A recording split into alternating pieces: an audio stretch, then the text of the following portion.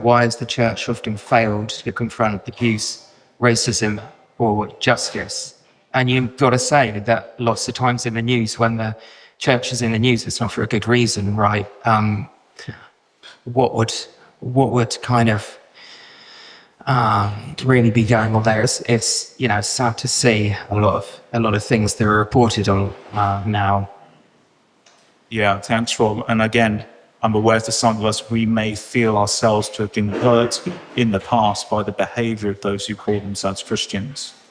Gandhi said, I like your Christ, I do not like your Christians. Your Christians aren't so unlike your Christ. So that's a stinging rebuke to the church from the mouth of Gandhi. And I kind of know what he means sometimes.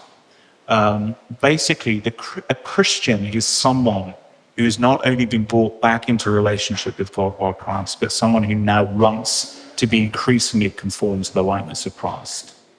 And so someone who says they're a Christian but makes no attempt to in any way live for Jesus, I think Jesus would say you're a hypocrite and you're a fool and you're not really one of my disciples. In fact, Jesus said, if you love me, you will keep my commands.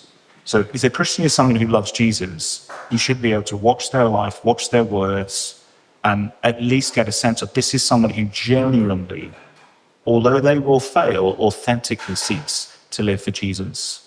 And we know that many people around the world can put on the clothes or the robes of religion in one form or another, and actually do that out of extremely arrogant, self-centered, self-righteous ways in which their lives look nothing like the life of Jesus. And I think Jesus would want nothing to do with them. So I think if you're not a Christian here this evening, you have every right to call the church to account and to say, look, are you someone who is genuinely trying to live for Jesus Christ? You won't do it perfectly, I understand that. No one does in this broken world. We're still sinners as Christians saved by grace. But you have every right to call out a Christian who isn't seeking to do that. So when Jesus, just in the week before he died, turned over the tables in the temple, that was an act of righteous anger where Jesus turned the moneylenders' temples because they turned the house of God into a place of business. He did that as a stinging rebuke to people of religion. So Jesus actually, his greatest enemies were religious people who were trying to be proud and self-righteous.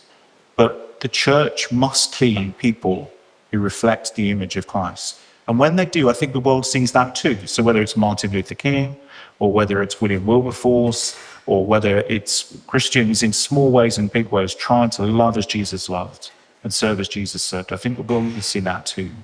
But we ask your forgiveness for the church has failed. Those who are Christians love as Jesus loved.